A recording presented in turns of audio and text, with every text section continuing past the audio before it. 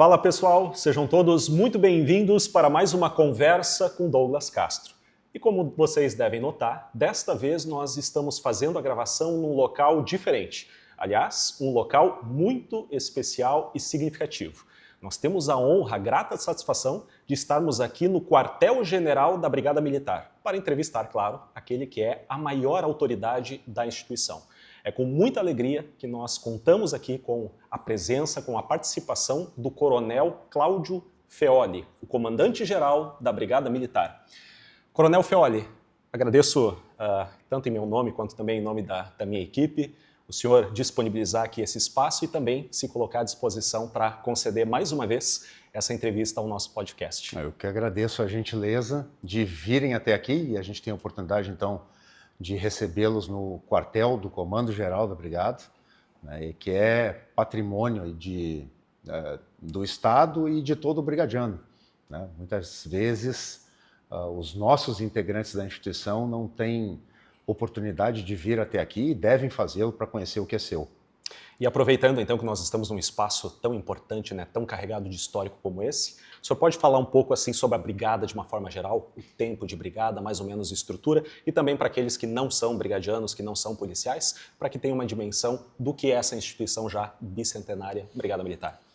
Bom, a brigada completou agora recentemente, no dia 18 de novembro de 25, 188 anos. A história dela se confunde com a história do Rio Grande do Sul, né? E nós temos algumas passagens de um período bélico da instituição com a atuação de heróis que são nome de rua hoje, né? Por exemplo, Coronel Aparício Borges, né? Foi um camarada que acabou morrendo numa batalha, a Batalha de Iburi, né? Que aqui no entorno, depois tu pode até pegar algumas imagens de retratos que tentam produzir o ambiente em que ele acabou morrendo, né? E ao longo dos anos a instituição foi se transformando, né, até que nós tivéssemos o período policial da instituição, que iniciou lá em 67 e a partir dos anos 70 foi se consolidando, né? Inicialmente com uma companhia de rádio patrulha, né, que atendia toda a capital. Eu não me recordo quantas viaturas eram, me lembro qual era o modelo da viatura, que eram as veraneio, que hoje são carros antigos, né, que os colecionadores buscam muito, e a partir daí a interação com a população ficou totalmente diferente, né? Por muito tempo, se o brigadiano estivesse no posto de serviço e conversasse com a população, ele era punido por estar desatento no posto, né? O que hoje é um absurdo, né? Então, essa transformação da instituição foi sempre visando atender melhor a população gaúcha, e é o que nós temos feito aí nos últimos anos também, para atender o brigadiano, para que ele se sinta seguro, para depois ele poder trazer segurança para a população. Muito bem. Então, Coronel, aqueles que estão de fora, aqueles que, assim como eu, não são policiais, mas admiram o trabalho dos senhores, acompanham o trabalho dos senhores, tentam apenas imaginar como deva ser, não só o desafio diário de estar nas ruas, provendo a segurança aí de milhões de gaúchos, mas especialmente aquele que, assim como o senhor, comanda uma instituição tão grande quanto essa, né? São cerca de 18 mil brigadianos, 19 mil, se nós somarmos todos, 19 mil. 19 mil no total, uma instituição bicentenária e, como o senhor destacou muito bem, quase que se confunde com a história do Rio Grande do Sul. Então pode-se dizer que a Brigada Militar é, sim, sem dúvida, sem medo de errar, um patrimônio do povo gaúcho. Mas agora falando mais propriamente, né, uma vez que nós estamos aqui no gabinete do Comando Geral, falando diretamente com a maior autoridade da Polícia Militar, é extremamente importante a gente também ter uma consciência daquilo que seja a responsabilidade do Comando Geral de uma instituição como essa. Eu acredito que a responsabilidade do comando seja, por exemplo, dar essa visão e essa direção estratégica, juntamente, claro, com a Secretaria de Segurança Pública e, obviamente, o cuidado com a tropa. E quando nós falamos sobre cuidado com a tropa, a própria instituição teve aí o cuidado de, nos últimos anos, fazer um levantamento interno para justamente entender o perfil dessa tropa, né, que são os chamados censos, para se ter uma noção ali do perfil da tropa e também das principais demandas. Focando agora no segundo censo, que foi o último censo publicado, esse censo ele tem um levantamento de dados do ano de 2023, mas que foi publicado efetivamente este ano, o ano de 2025. Tem inúmeros dados, ele é bastante extenso, esse censo, mas eu gostaria de prestar atenção em pelo menos 3 pontos do censo, que eu, como cidadão, quando eu fiz ali a leitura diretamente daquilo que está explícito e muito claro no censo, acabaram me chamando a atenção, que a gente pode chamar, por assim dizer, pontos negativos ou pontos sensíveis ou pontos dignos de atenção. Uma das informações que me chamou bastante atenção é que, de acordo com o censo publicado este ano, mais de 85% dos brigadianos manifestam insatisfação com o atual plano de carreira. Além disso, mais de 73% dos brigadianos declaram insatisfação com a atual remuneração. E outra coisa que também me chamou bastante atenção é que mais de 62% destes mesmos brigadianos não se sentem valorizados na Brigada Militar, ou seja, não se sentem valorizados pela própria instituição. É claro que, fazendo um comparativo com o censo anterior, com o primeiro censo, nós vemos aí um salto, um aumento significativo. No primeiro censo, o número foi de 36% dos brigadianos que não se sentiam valorizados pela brigada, e agora quase que dobrou, 62%. Então, para aqueles que, enfim, não sabem o que é o censo, qual é a finalidade desse censo, enfim, o que o senhor poderia falar no primeiro momento, em termos gerais, sobre isso? O censo tem uma série de finalidades, né, entre eles poder traçar o perfil do policial, né, o camarada que pertence à instituição, quais são os seus anseios profissionais, né, e a partir daí nós adotarmos políticas institucionais para que nós possamos atender ao máximo essas expectativas da tropa. Né? Eu creio que o censo de 2023, né, tem já um resultado diferente do anterior, né, por conta de a tropa entender o que se pretendia com o censo. O primeiro era uma inovação, né, que muita gente, ao responder as perguntas, tinha um receio de responder, até de se identificar o que não precisa, né, em última análise. Né? E deve ser uma política institucional perpetuada para que a gente possa sempre verificar uma correção de rumo que deva ser atendida. Né? Ok, então, focando em cada um desses 3 pontos, Coronel, em relação à primeira insatisfação, que mais de 85% manifestam insatisfação em relação ao plano de carreira, tem sido muito falado especialmente por associações ou representantes de associações, sobre a tal da LON, a Lei Orgânica Nacional. É a Lei 14.751 de 23. A gente sabe que ela foi instituída, foi sancionada em dezembro de 2023, mas que até o presente momento não houve uma adequação, ou seja, do plano de carreira dos brigadianos para essa lei nacional. Bastante tempo já se passou e nós vemos que outros estados da federação já fizeram adequação. Por que essa adequação ainda não foi feita? E se não foi feita, ou se ela vai ser feita, e caso não vá ser feita, qual é a posição do comando para não haver essa adequação? Ou seja, seria vantajoso, não seria vantajoso e por quê? Bom, é importante a gente frisar que vários estados fizeram essa adequação de maneira parcial, outros também não fizeram essa adequação. Alguns já tinham exatamente o que se propôs nessa Lei Orgânica Nacional. Né? A Lei Orgânica Nacional, ela não tem o condão de imediatamente transformar as leis estaduais, isso me parece óbvio na medida em que nós estamos tendo algumas adequações em alguns estados, como eu citei inicialmente. Né? Nós temos aqui uma questão de autonomia dos estados e, a partir disso, né, as avaliações devem ser feitas. Talvez a Polícia Militar que tenha a maior dissonância seja a Brigada Militar, porque fez supressão de cargos num pedido das próprias associações na década de 90. Né? Naquele pedido, na década de 90, que foi atendido, se vislumbrava que, a partir do momento que nós tivéssemos a supressão das graduações de cabo, de terceiro sargento, de subtenente e de segundo tenente, nós teríamos um acesso mais rápido a graduações e postos acima, ampliando então a quantidade de policiais militares que chegaria até esses cargos.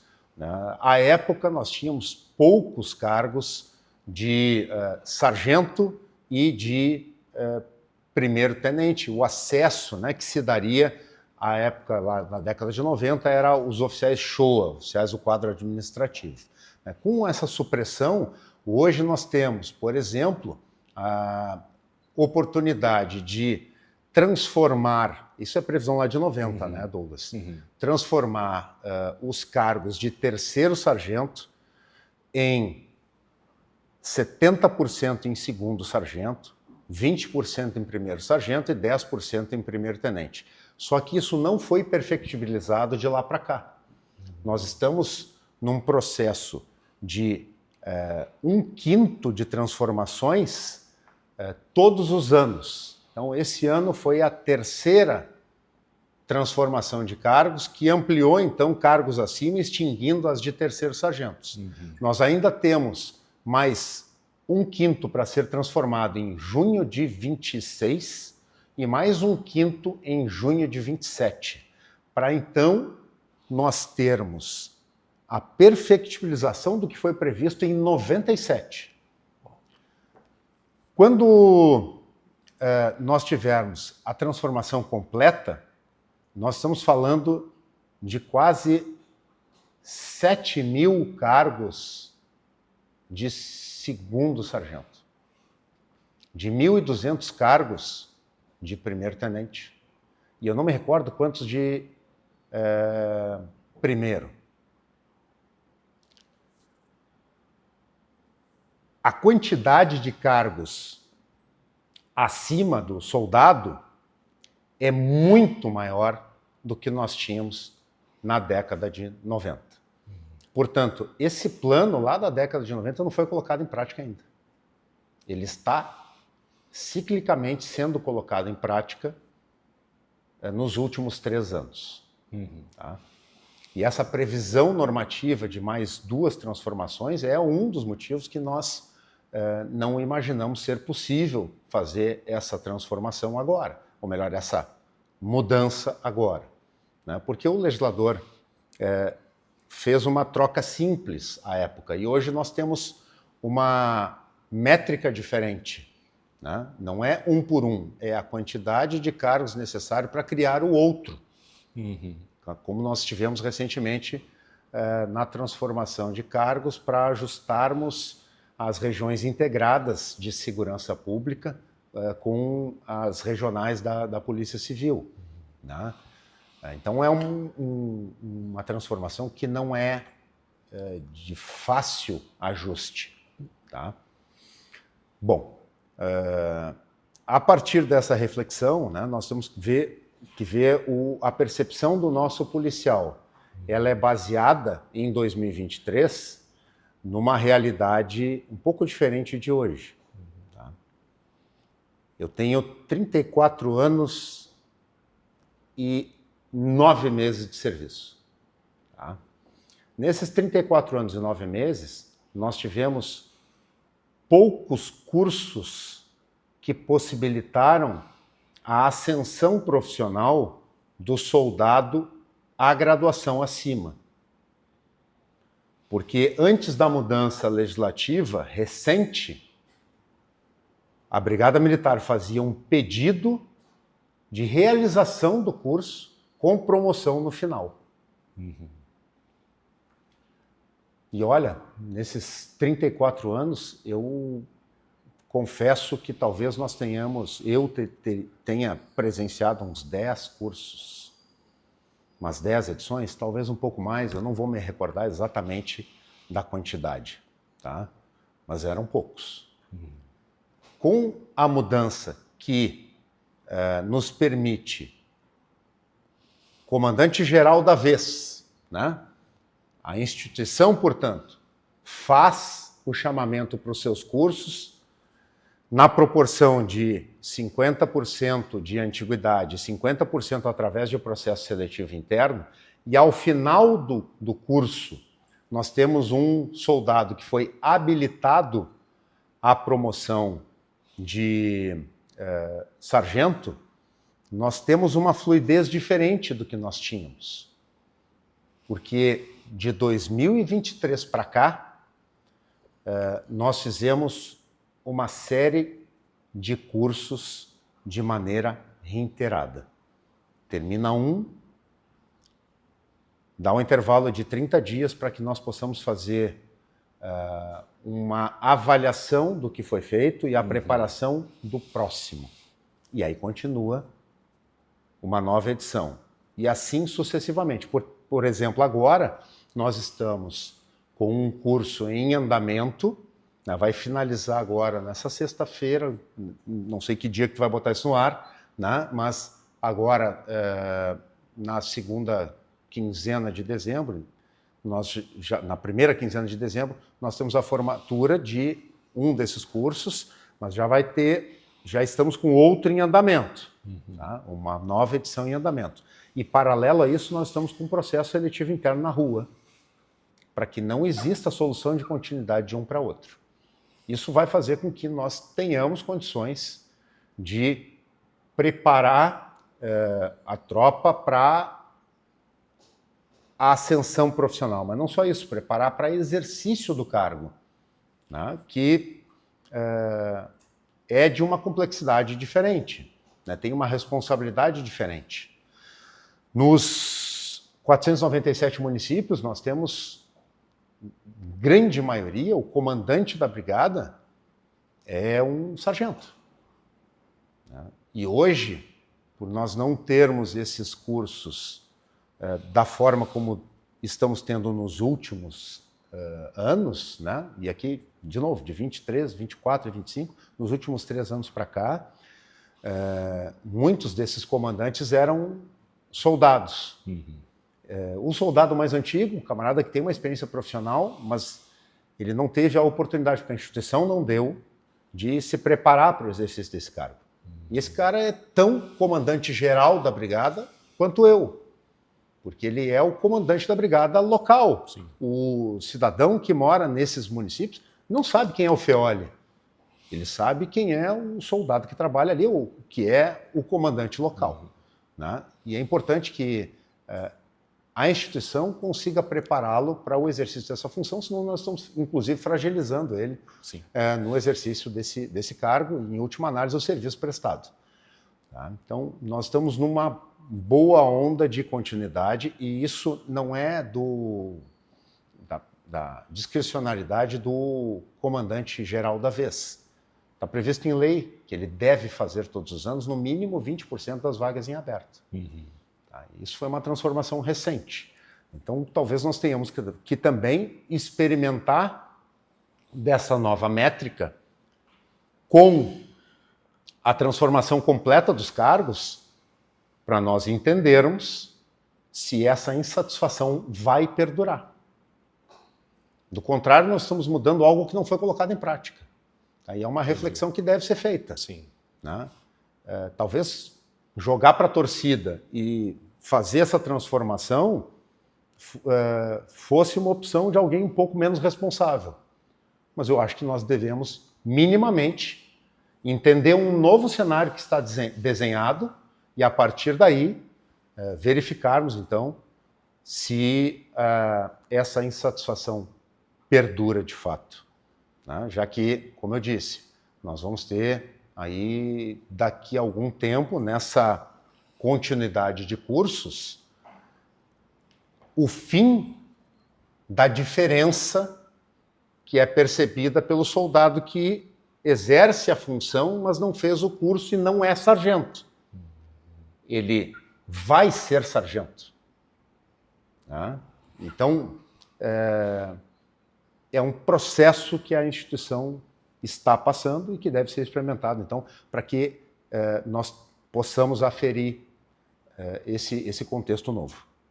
Ok. Bom, Feito esse esclarecimento, então, coronel, o segundo ponto ali, os mais de 73% que declaram insatisfação em relação à remuneração. A gente sabe que esse é um ponto sensível, isso não é atinente só à Brigada Militar, mas a toda a classe dos servidores de uma forma geral.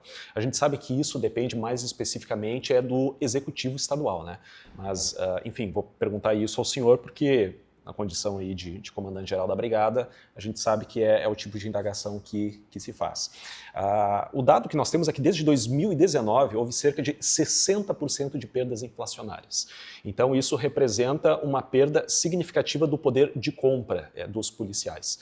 Então existe alguma previsão, coronel, de reposição inflacionária e de reajuste efetivo dos salários dos policiais militares? Primeiro é importante nós entendermos como essas coisas funcionam, né? Tu colocou num primeiro momento, e eu sei que tu sabe, mas inclusive o brigadiano, por vezes, não compreende esse processo. O comandante-geral da vez, ele não tem a chave do cofre.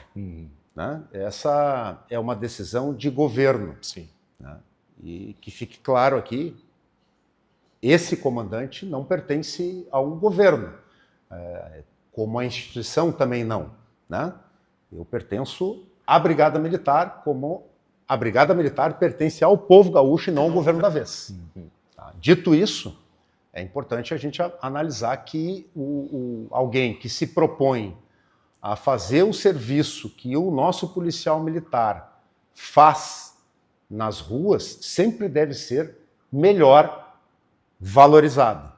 Porque não conheço profissão que permita tu arriscar a tua vida para perfectibilizar um juramento que nós fazemos quando das nossas formaturas. Tá? Acho que sempre tem margem e nós vamos sempre buscar militar por melhores salários. Tá? Quem faz a avaliação desse contexto econômico é o governo, através de outras secretarias, mais notadamente da Secretaria da Fazenda, né, que inclusive pauta esses índices que são anunciados pelo governo. Recentemente nós tivemos uma série de rodadas de conversas com as nossas associações e nós levamos uma pauta, talvez com algum ineditismo, que foi assinada pelas associações e pelo Comando-Geral da Brigada, entendendo que nós tínhamos ali uma demanda institucional. E uma delas, por exemplo, era o fim do nível 3, né, o que fazia com que o nosso soldado da base percebesse um subsídio não correspondente ao sacrifício que fazia. Tá? Com o acolhimento dessa proposta, que era junto de um contexto de pedidos que associações e Brigada Militar levaram ao governo, né, nós temos o fim do nível 3, então a nossa base, o camarada que tem menos de 15 anos de serviço, passou a ter uma remuneração mais adequada, ainda não ideal, Douglas. E a gente vai sempre achar que existe margem para melhorar. Porque, repito, ninguém dá a sua vida, né, em atendimento da sua profissão como nós fazemos. Tá? Essa base, com o fim do nível 3 e um reajuste que foi anunciado na sequência, tem mais de 30% de reajuste. Tá? E aqui é reajuste e não reposição inflacionária. Tá? E foi feito um ajuste na transposição dos níveis. Tá?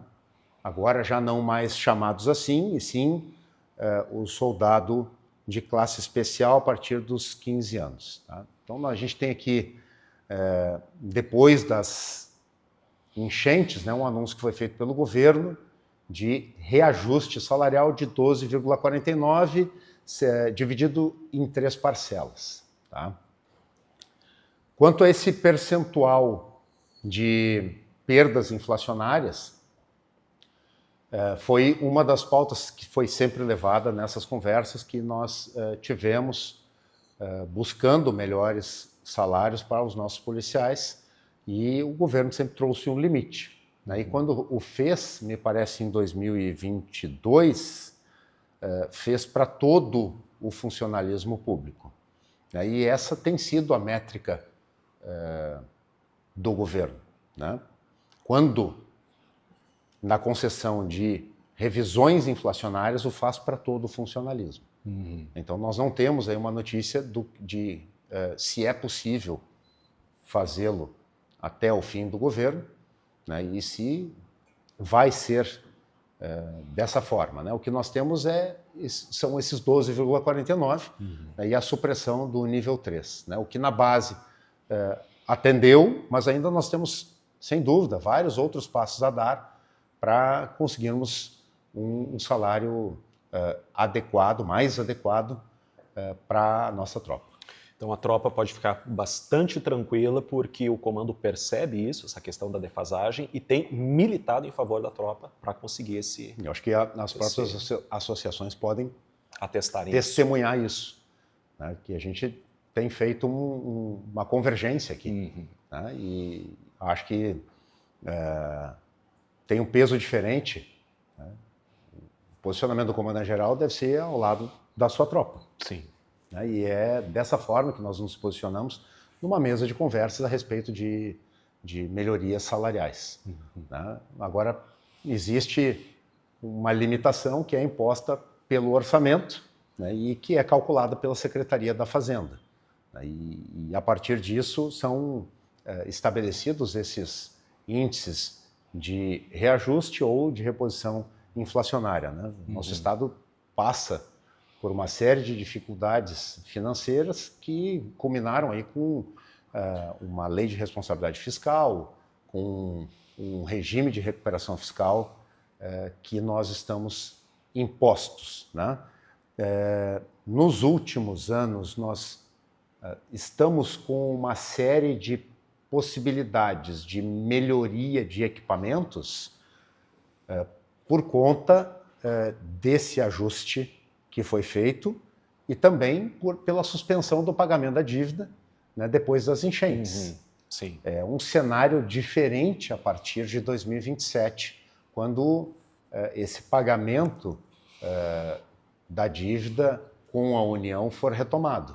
Né? Então, nós estamos aproveitando para dar melhores condições de trabalho, e aí receita que não é duradoura, né? É receita pontual em razão dessa suspensão por esse período.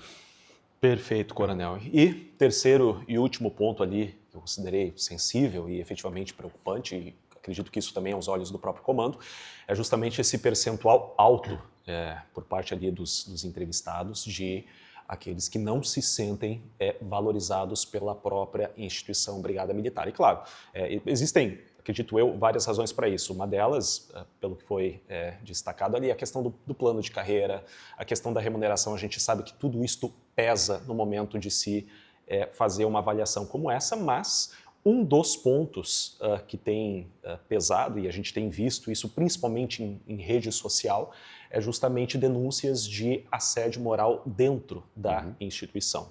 E algumas pessoas chegando, inclusive, ao ponto de atribuírem a estes supostos casos de assédio, especialmente de oficiais contra praças, né, contra praças de uma forma geral, até mesmo casos de depressão e, em última instância, talvez até suicídio. A gente sabe que esse tipo de coisas, existem N fatores que contribuem para isso, mas seria um dos pontos ou um dos fatores determinantes para esse tipo de coisa. Então, coronel, a gente sabe que existe um peso, e existe, infelizmente, não só no militarismo, mas talvez especialmente no militarismo, haja um terreno, digamos assim, fértil, ou uma possibilidade, uma engrenagem que possibilite isso para mau uso. A minha pergunta para o senhor é a seguinte: quais são os mecanismos internos e externos existentes hoje, dentro e fora da instituição, para se combater estes casos de assédio moral dentro da instituição? Bom, primeiro sobre a insatisfação, né, que tu retrata como um ponto que é sensível, e eu também. Tá? Essa insatisfação, como tu mesmo citou, pode estar atrelada justamente à questão da remuneração, né, e da não fluidez que a carreira propiciava até essa mudança que eu citei na minha primeira resposta. Isso. Tá? Então, me parece que esse percentual alto está atrelado principalmente a essas duas questões. Mas, em algum percentual menor, sem dúvida, nós temos essa questão do assédio moral e como deve ser encarado dentro da instituição.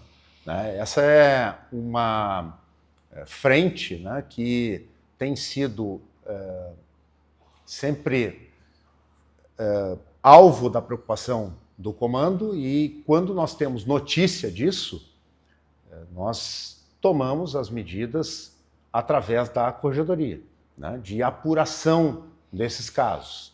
Né, e nós temos punido aqueles que são responsáveis pela perpetuação dessa prática, que não deve ocorrer. Nós não falamos da boca para fora que a brigada deve ser uma só, do soldado ao coronel, né? Porque a instituição é mais forte se nós tivermos esse entendimento, né? Nós temos funções diferentes, com níveis de responsabilidade diferentes, mas nós pertencemos à mesma instituição. E o regramento que margeia as nossas ações, ela serve para todas as graduações e postos. Não existe exceção. Né? E para isso se servem esses procedimentos investigatórios para se verificar a veracidade e poder se provar, né, essas questões que eventualmente são trazidas de assédio. Né? Existe também, né, uma série de questões que, por vezes, são trazidas como assédio e não se verificam verdadeiras. Né? E aí é o outro ponto de nós punirmos aqueles que fazem a prática do assédio. Quem faz a denúncia sem ter base probatória também acaba sendo punido. A falsa denunciação. E isso não é perpetuar assédio. Isso é dar a César o que é de César. Se tu fez uma denúncia, tu está cometendo uma denúncia sem base, sem ter fundamento, né, tu está cometendo também uma infração disciplinar em primeira análise, se não for adiante, se não for um crime. Tá? Então, tem essas duas esferas que devem ser bem sobrepesadas nessa questão. Tá? Nós vivemos hoje um momento histórico interessante na nossa sociedade, em que, por vezes, as pessoas querem mostrar algo que faz parte da sua rotina, que faz parte da vida do indivíduo, do CPF. Tá? Mas a partir do momento em que eu faço essa divulgação, expondo o nome do CNPJ da Brigada Militar, eu tenho uma série de restrições, né? O que alguns não observam. E é nesse sentido também que a Brigada deve fazer um filtro do conteúdo que é exposto sobre a instituição. né? Muitas vezes posicionamentos que poderiam ser dados à paisana, né? E que são dados com o fardamento da instituição. Nós não podemos esquecer que nós somos militares, né? E nós temos uma série de restrições nesse sentido, né?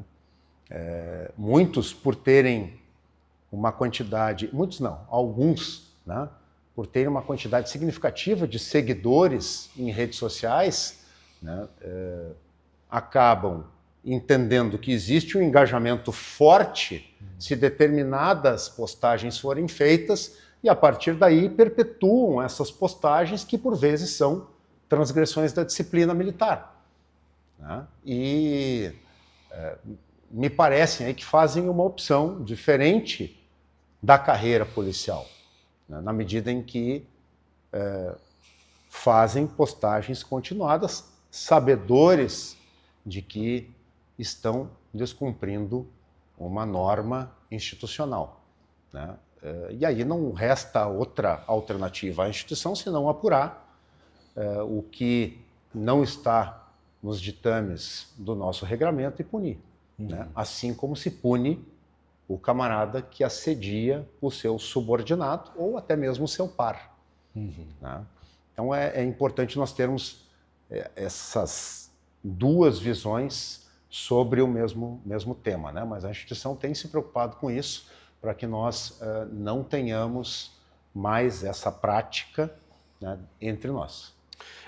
Coronel, e eu particularmente pergunto sobre isso, talvez o pessoal esteja notando uma pequena diferença, né? Geralmente em nosso podcast ali a gente faz um enaltecimento devido e justo, enaltecimento ali do trabalho dos senhores, porque é uma forma que nós temos de contrabalancear essa verdadeira batalha informacional, se não muitas vezes narrativa. Vemos infelizmente parte da imprensa ali divulgando aquilo que algum tipo de erro ou coisa do gênero. Quando a polícia acerta, não faz mais que obrigação, mas quando erra, o mundo desaba, tem que ser punido e assim por diante. Então, o nosso objetivo no podcast é justamente mostrar esse lado positivo, que é muito maior do que o lado negativo que porventura exista.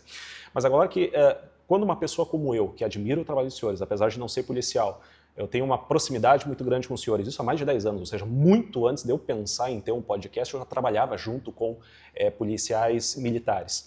E, de repente, através de um ou outro policial que tem uma rede social com engajamento grande, que alcança um número maior de pessoas e que fura a bolha dos próprios agentes de segurança, chega isso até nós e diz, poxa, mas peraí, essa não é a instituição que eu conheço. Ou pelo menos essa não é a instituição que acaba sendo vendida, muitas vezes pela própria instituição.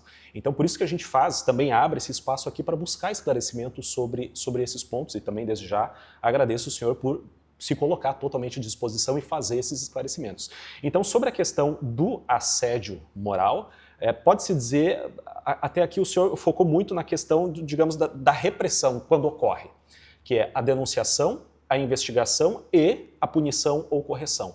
Mas existe alguma iniciativa por parte da Brigada para trabalhar o preventivo para que esse tipo de conduta não ocorra?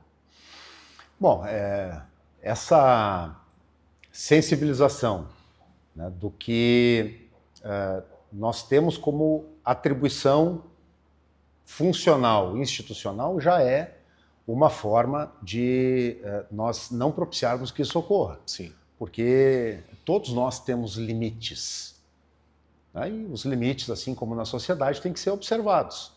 E é por isso que eu falei tanto na repressão. Aquele camarada que transcende esse limite pode ser desde advertido até punido, enfim, né? Todos nós estamos, como eu disse, sujeitos ao mesmo regramento. Né? E acho que nos últimos anos nós temos mostrado muito de como nós devemos nos tratar, nos valorizar. Se nós, brigadianos, não valorizarmos a nós mesmos e a nossa instituição, eu não posso esperar que a grande mídia, como tu citou, vá fazê-lo de livre vontade. O camarada que vislumbra uma questão que deve ser reparada, deve buscar os caminhos institucionais para que nós possamos fazer o reparo devido. Né? E isso obrigatoriamente é feito, do contrário, nós estamos falando de um cometimento de um crime que é prevaricação, caso não se tome a medida necessária. Sim. Né? Então, nós temos que entender esse processo, né? Até para mostrar o que a instituição faz todos os dias através dos seus membros, né? Que é extremamente relevante para a sociedade gaúcha. Então, esse entendimento é necessário para nossa tropa também, né? Que eventuais ajustes devem ser encaminhados e denúncias através dos nossos canais e não jogados nas redes sociais ou para a população em geral, porque isso acaba trazendo um questionamento sobre a instituição que é, em última análise, patrimônio de todos os gaúchos e representada por 19 mil pessoas diferentes. Então, essa preservação da imagem institucional é importante para aquele que valoriza a sua instituição, né? E se eventualmente o camarada julga que não é o caso, que o faça em outros fóruns, né? E talvez não mais vestindo o fardamento da nossa instituição, né? Porque talvez não se sinta parte mais disso aqui, né?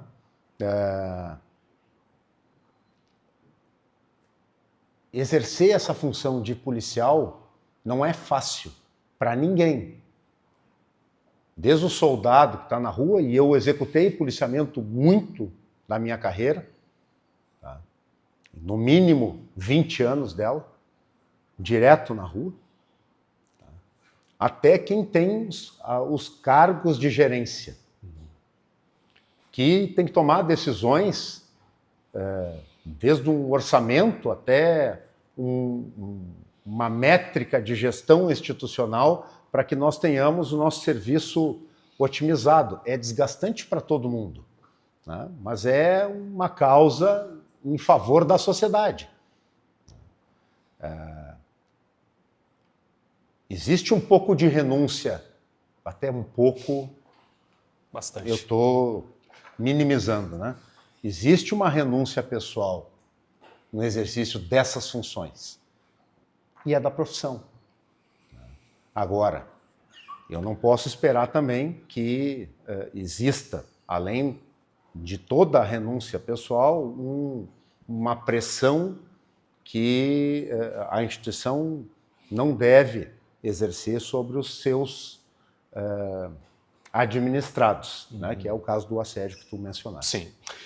Coronel, ainda nessa esteira, como eu disse, estes casos, né, alguns destes casos, acabaram estourando a bolha, acabaram repercutindo e chegando, inclusive, ao Parlamento Gaúcho. Então, nós tivemos algumas reações na Assembleia Legislativa do Rio Grande do Sul, por parte aí de alguns parlamentares, mais especificamente, uma delas que eu gostaria de citar, até por conta da propositura de um projeto de lei complementar, o projeto de lei número 118 de 2023, que foi proposto pela deputada estadual Luciana Genro, do PSOL.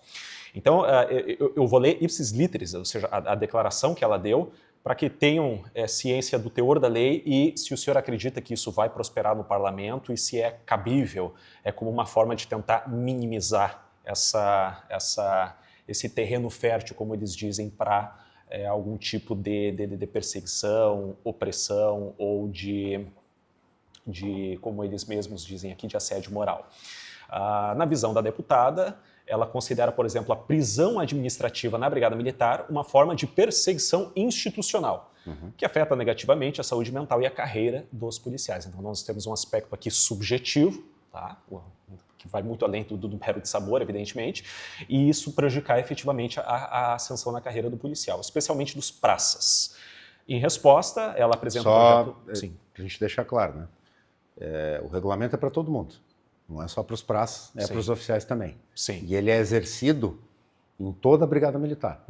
Esse é um ponto. Mas desculpa te interromper. Especialmente dos praças, né? Não exclusivamente.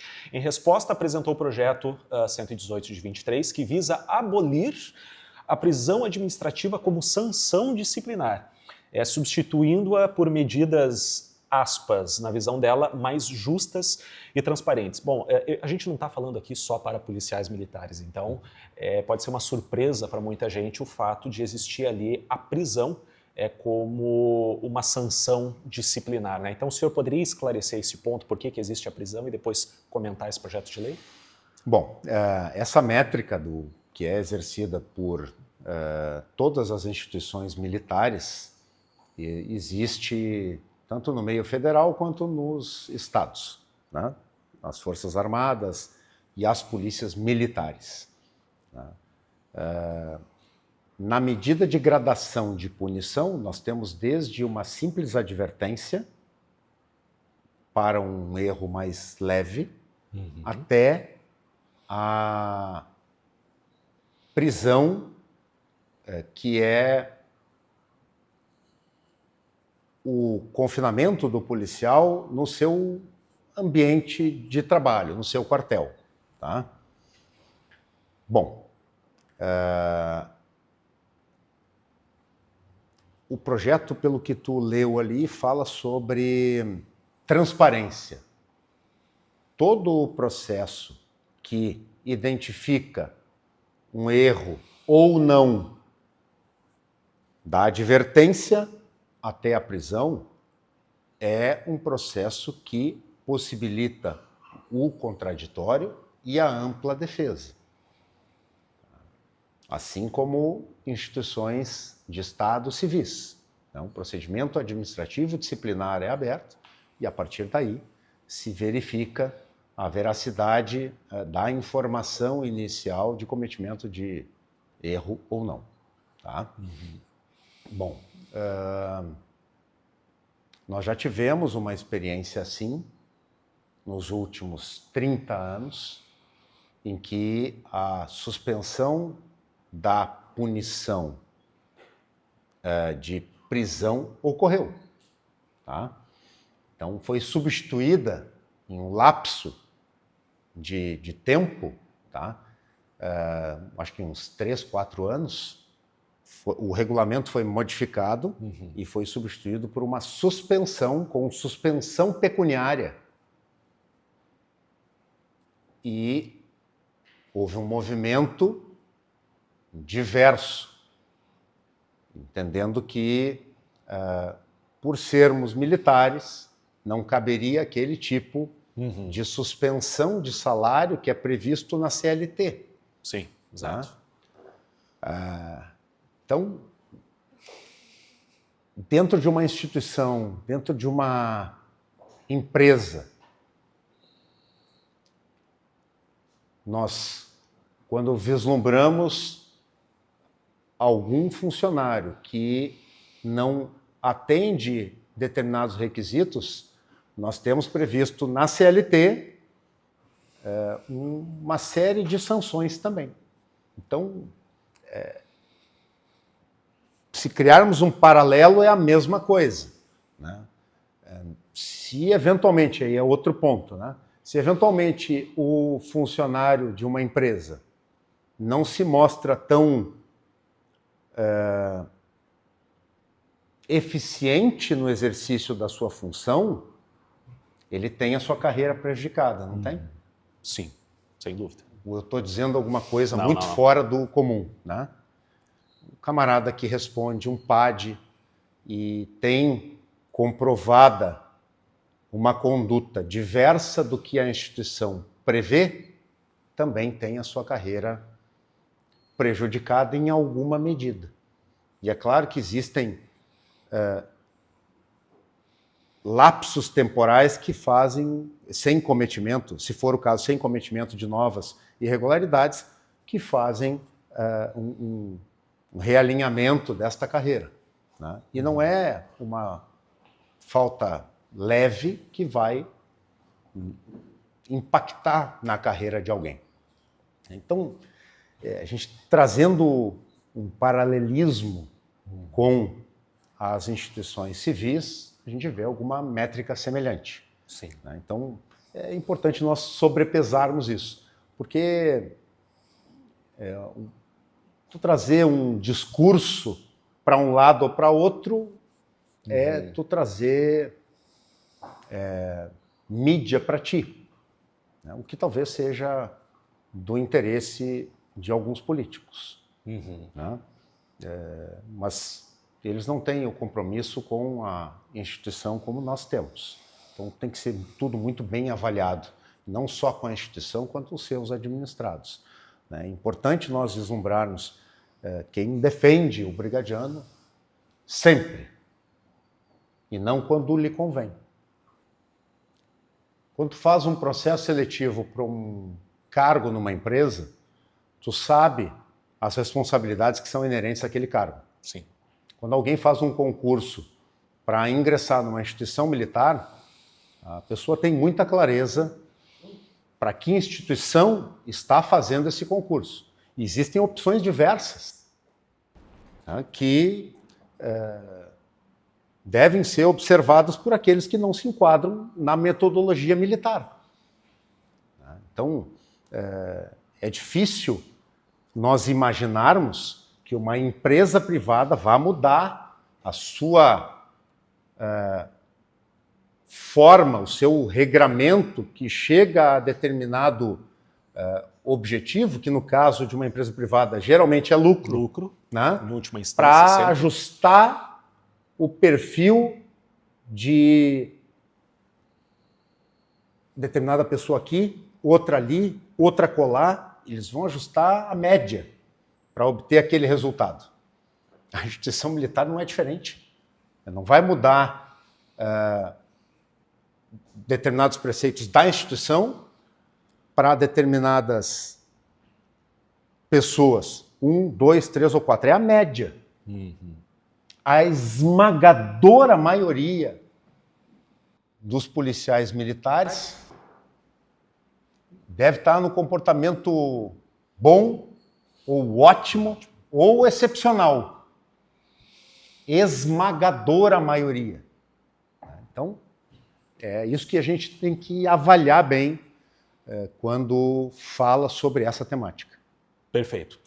Coronel, agora já, infelizmente, encaminhando aqui para o final da nossa entrevista, mas o senhor está prestes, como o senhor já mencionou aqui durante a entrevista, a completar 35 anos de carreira, ou seja, é uma vida inteira dedicada à instituição Brigada Militar.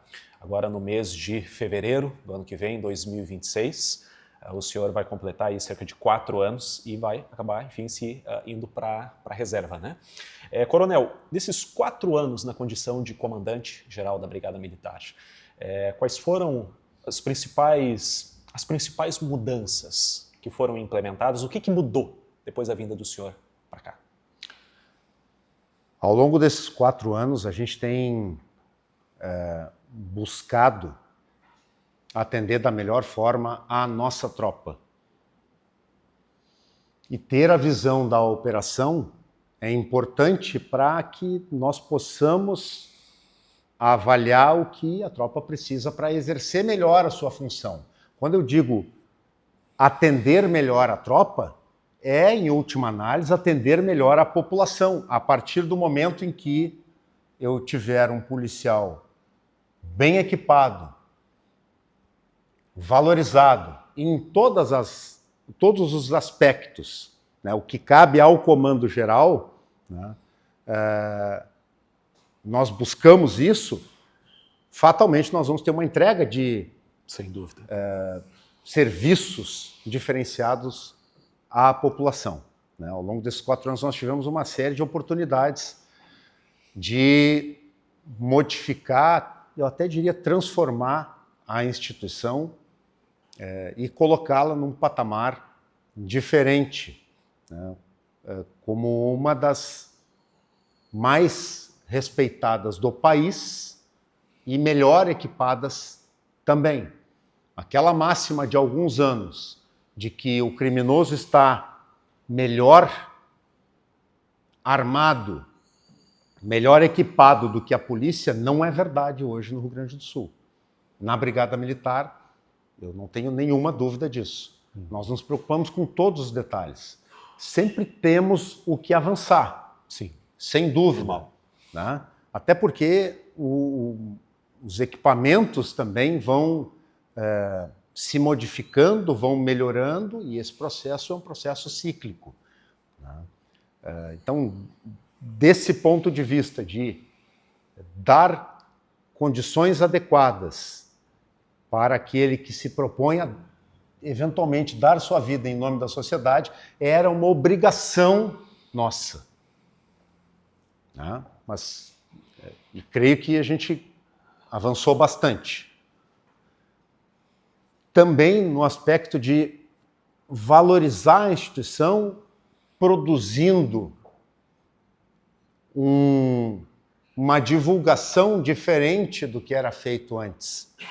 Nós fizemos, mostrando o trabalho de todos os brigadianos. Ninguém pode aparecer mais do que a Brigada Militar. Não é o comandante-geral da vez que deve aparecer. Não é A, B ou C que deve aparecer. O trabalho da instituição deve aparecer, e se vocês forem ver as mídias, as redes da Brigada Militar, é o que aparece. Exatamente. Ninguém é maior do que a Brigada Militar, e isso deve ser entendido por todos os seus integrantes. Né? A partir do momento em que nós enaltecemos o trabalho de A, B, C ou D, nós temos um conjunto valorativo que é observado pela sociedade.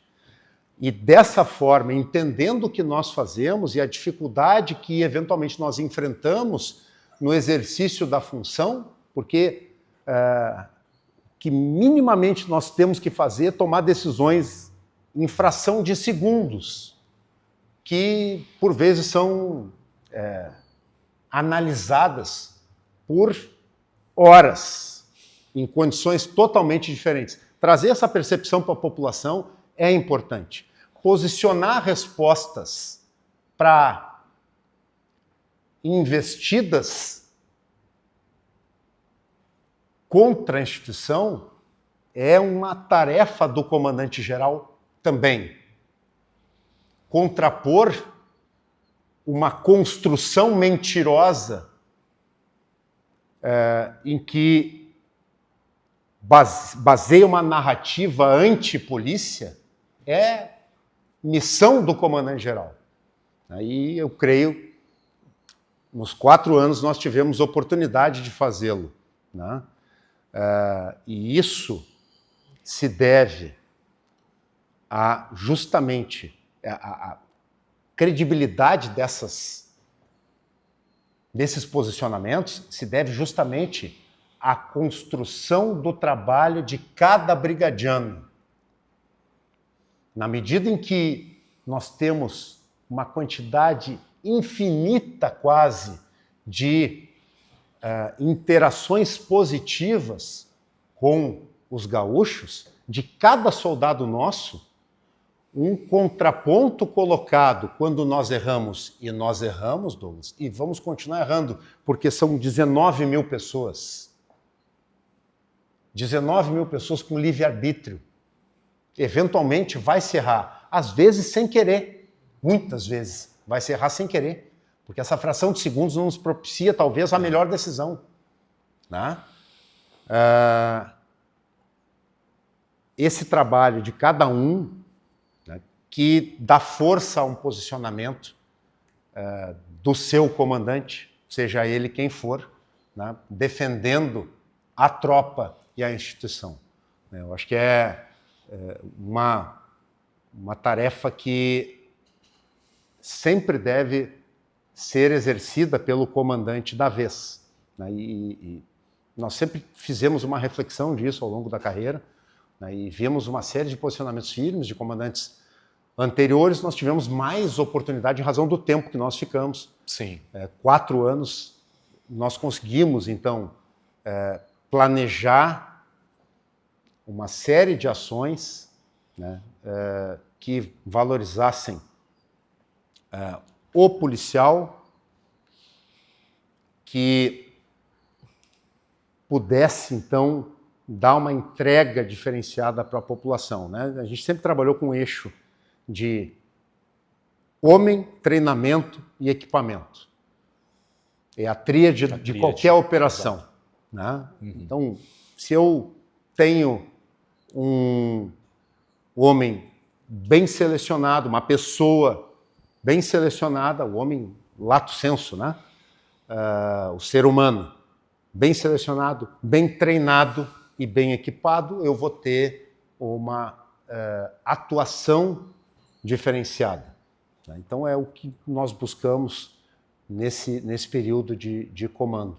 Né? E creio eu, a gente teve oportunidade, e aqui é uma geração de pessoas, desde o soldado que entrou ontem, que faz essa transformação. E eu cruzei o Estado falando isso, repetindo o que eu falei aqui durante a nossa conversa, que o soldado na rua é o representante da instituição. Ele é o camarada que é o mais antigo de cada um dos 497 municípios, é tão comandante-geral quanto o comandante-geral da vez, quanto eu nesse momento.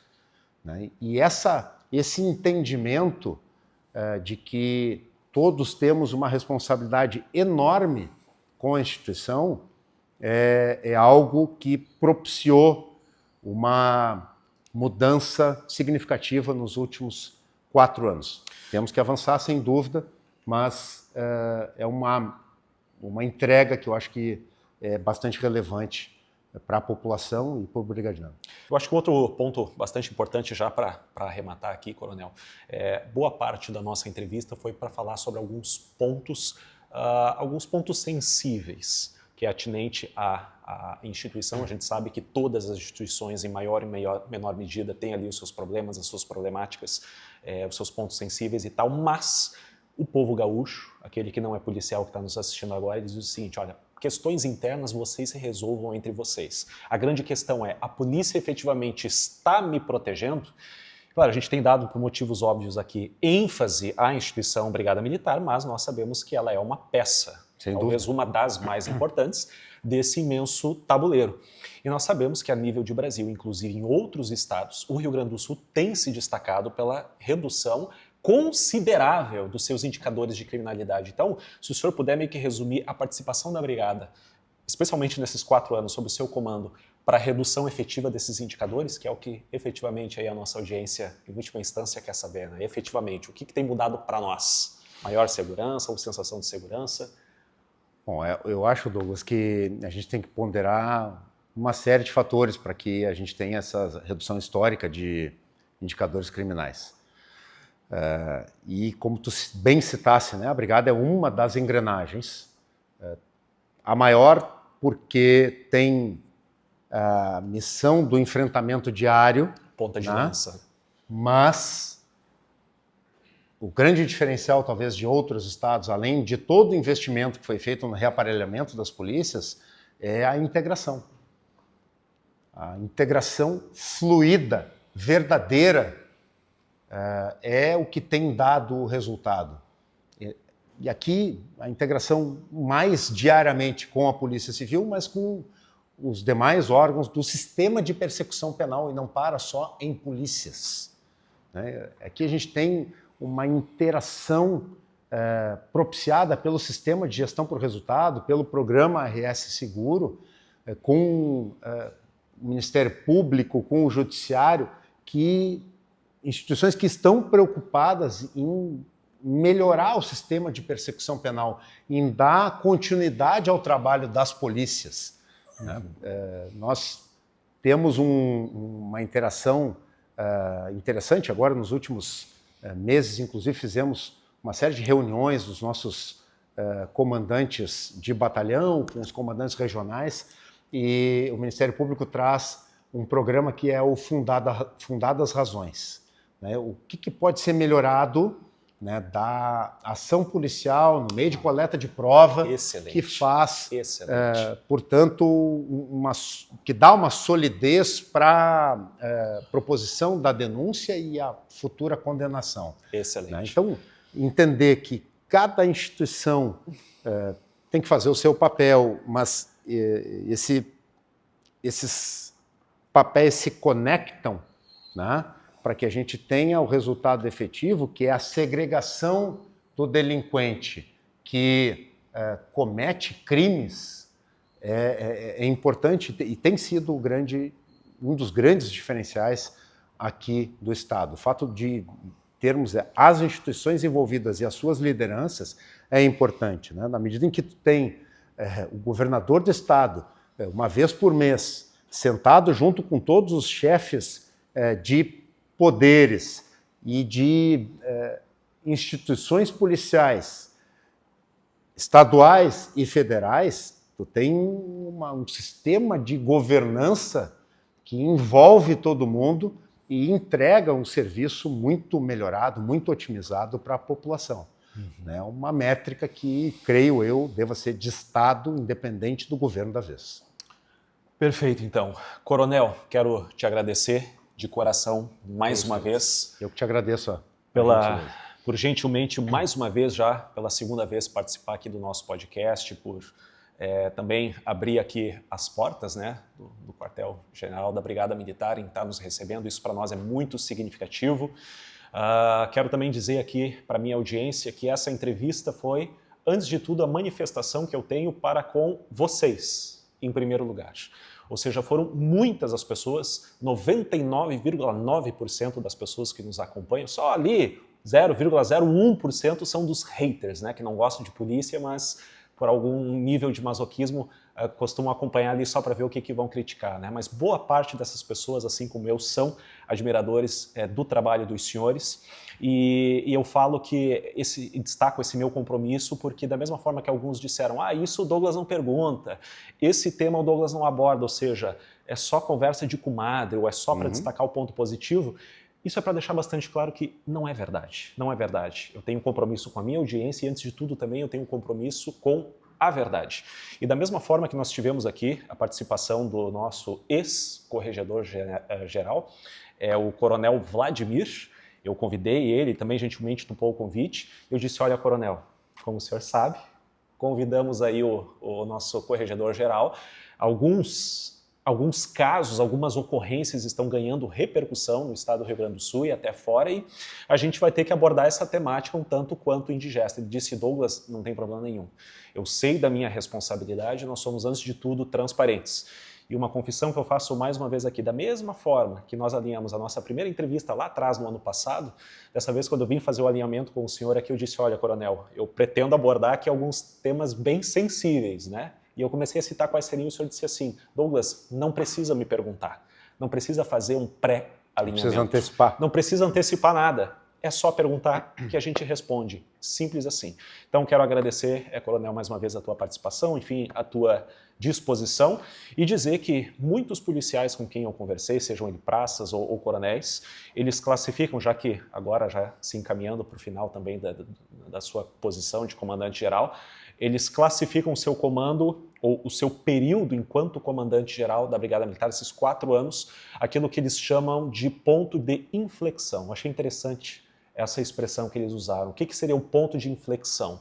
Houve uma evolução tão grande e tão significativa que não tem mais como voltar a ser o que era antes e não tem como aqueles que vierem assumir, porventura, daqui para frente, não observarem o excelente trabalho que foi feito, claro, incluindo aí também o trabalho do subcomandante-geral, Coronel Douglas, do Coronel Luigi, enfim, e eu vejo e eu posso atestar de verdade, sem lisonja barata, não preciso disso, do quanto as pessoas, mesmo aqueles que talvez tenham uma posição diferente em relação ao comando, sobre o plano de carreira, isso aqui, todos eles foram unânimes em falar da pessoa do senhor no sentido positivo, ou seja, não, de fato o Coronel Feoli é uma pessoa que enaltece a tropa, tudo isso que o senhor falou aqui, e eu olhando nos seus olhos eu posso ver o brilho no olho, a expressão do Senhor, essa integridade e essa verdade. Ou seja, o Senhor fala com a voz do coração, fala aquilo que realmente pensa, aquilo que sente, e nós vemos isso não apenas aqui na frente das câmeras, mas também nos bastidores.